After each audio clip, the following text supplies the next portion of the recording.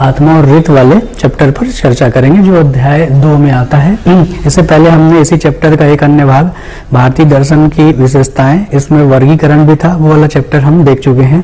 इसके बाद हम दूसरा वीडियो है जिसमें हम लोग हमें 2 चीजों पर चर्चा करनी है, वेद एवं उपनिषद। इसके अलावा एक अवधारणा और है जो है रित की अवधारणा। तो हम लोग यहाँ पर वेदों के विषय में चर्चा करेंगे, उपनिषदों के विषय में चर्चा करेंगे और रित के विषय में चर्चा करेंगे। CGPSC ने इस पर 2 प्रश्न भी पूछा हुआ है, हम इस पर भी चर्चा करेंगे।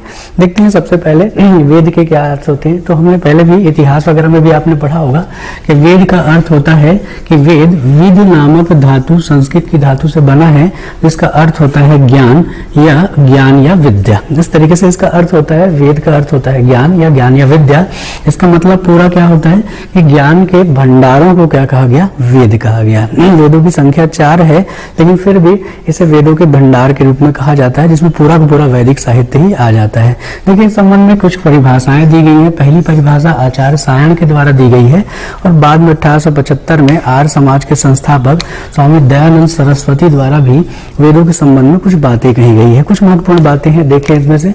तो यहाँ पर पहला शब्द इस्तेमाल किया गया आचार्य सायण के द्वारा कि वेद क्या है, सभी धर्मों का आधार है। सभी धर्मों का आधार का यहाँ पर अर्थ संप्रदाय से नहीं है। यहाँ पर धर्म का अर्थ बौद्ध धर्म, जैन धर्म आदि से यहाँ पर अर्थ नहीं है। यहाँ पर धर्म का अर्थ है सद्भावना से, या मैं ऐसा कहूँ मैं वेद विहित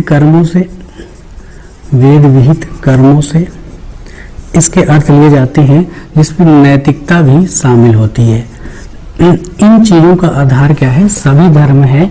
इसके अलावा उन्होंने एक और बात कही कि यहाँ धर्म का आशय कर्तव्यों और मूल्यों से है। तो यहाँ पर सद्भावना, वेद विहित कर्म और नैतिकता के जुड़ने से कर्तव्य और मूल्य अपने आप सम्मिलित हो जाते हैं। इस प्रकार से आचार्य सायण की परिभाषा है वेदों के संबंध में। दूसरा एक हम देखें स्वामी दयानंद सरस्वती के संबंध में। आपको पता होगा 1875 में उन्होंने आर्य समाज की स्थापना की और वेदों की पुनर्स्थापना करने का उन्होंने प्रयास किया। इसके अलावा उन्होंने एक नारा भी दिया था जो बहुत प्रसिद्ध है, वेदों की ओर लौटो।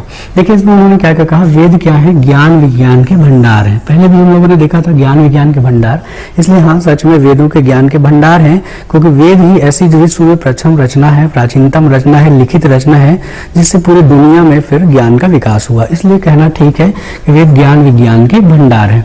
सभी विद्याओं का मूल वेदों में विद्यमान है। यहाँ पर एक बात बहुत ठीक कहा उन्होंने, इस सभी विद्याओं का मूल, सभी विद्याओं का अर्थ है इसमें शिक्षा है, इसमें व्याकरण है, इसमें कल्प है, इसमें निरुक्त है, इसमें छंद है, ज्योतिष है। ये सारी विद्याएं यहाँ से निकली हुई है वेदों से। इसलिए इसमें कहा सभी मूल वेदों का, सभी विद्याओं का मूल वेदों में विद्यमान है। इसके अलावा उन्होंने कहा वेद जो ज्ञान है जिससे जीवन में महान लाभ प्राप्त होता है, यह महान लाभ धर्म, अर्थ, काम और मोक्ष के रूप में होता है। पहले भी हमने भारतीय दर्शन की विशेषताओं में इसकी चर्चा की थी, जिसमें कहा था कि जीवन के 4 मूलभूत पुरुषार्थ होते हैं, धर्म, अर्थ, काम और मोक्ष। हमने पहले भी देखा है धर्म से व्यक्ति के जीवन का नैतिक पक्ष संतुष्ट होता है, अर्थ से और काम से शारीरिक और मानसिक पक्ष संतुष्ट होता है, जबकि मोक्ष से आध्यात्मिक पक्ष संतुष्ट होता है। तो चारों पुरुषार्थों को पूरा करने के लिए वेदों का अध्ययन किया जाना आवश्यक है, इसलिए भी वेदों की महत्ता को प्रतिपादित करते हैं अपनी परिभाषा में।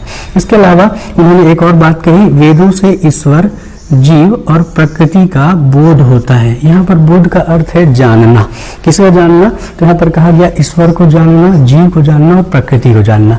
यही ईश्वर और जीव संबंध का उल्लेख, या ईश्वर और ब्रह्म का, ऐसा मैं कहूँ ब्रह्म और जीव के बीच संबंधों का उल्लेख भी कहाँ पर आता है, वेदांत दर्शन में आता है। लेकिन वेदों से, वेदांत में पढ़ने से अच्छा है कि पहले क्या किया जाए, वेदों को पढ़ा जाए।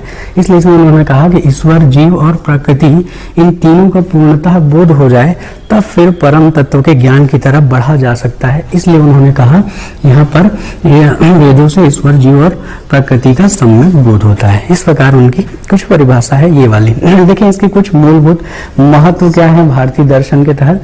तो भारतीय दर्शन का जो मूल तत्व है, मूल तत्व का अर्थ था, हमने पहले भी देखा था, जो भारतीय दर्शन की विशेषताएं थी, उन मूल तत्वों का सर्वप्रथम उल्लेख कहाँ पर आता है, वेदों में। इसलिए ये महत्वपूर्ण है। दूसरी चीज में कहा गया धार्मिक चिंतन का मूल स्रोत है। जब भी कोई धार्मिक चिंतन करना चाहता है, धार्मिक चिंतन का अर्थ भी यहाँ पर वही है, सद्भावना, विहित विहित कर्म, नैतिकता आदि से इसका अर्थ है। इन मूल स्रोतों के रूप में उसे धार्मिक चिंतन करना होगा, इससे पहले उसे वेद पढ़ना होगा, इसलिए कहा गया कि मूल स्रोत है। अगला है प्राचीन मानव के चिंतन निहित है। तो प्रारंभिक मानव हम जानते हैं कि आर्य भारत में प्रारंभिक मानव रहे हैं, जिनसे उनके चिंतन का पता चलता है। चिंतन का पता इसलिए कहेंगे क्योंकि पहले हमें ये बात समझ में आती है कि वेदों से क्या होता है, वेदों से हमें पहले भौतिक शिक्षा की जानकारी मिलती है, बाद में आध्यात्मिक पक्ष की जानकारी मिलती है, इसलिए यहाँ पर चिंतन निहित है प्राचीन मानव के, ऐसा कहा गया। एक आखिरी है भारतीय दर्शन के सभ्यता और संस्कृति के प्राचीनतम साक्ष्य। सभ्यता का अर्थ होता है कि भारतीयों ने जो भी प्रयास किए हैं आर्थिक स्तर पर, या मैं ऐसा कहूँ नगरीय स्तर पर, या मैं कहूँ भौतिक स्तर पर, वे सारी चीजें सभ्यता के अंतर्गत आती हैं। जबकि जो सांस्कृतिक स्तर पर मानव ने कार्य किए, यानी कि अपनी संस्कृति को महान बनाने के लिए कुछ सिद्धांतों का उन्होंने निर्माण किया और उनका पालन करवाया, उस संस्कृति और सभ्यता का प्राचीनतम साक्ष्य कौन है, तो वो वेद है। इसलिए क्या है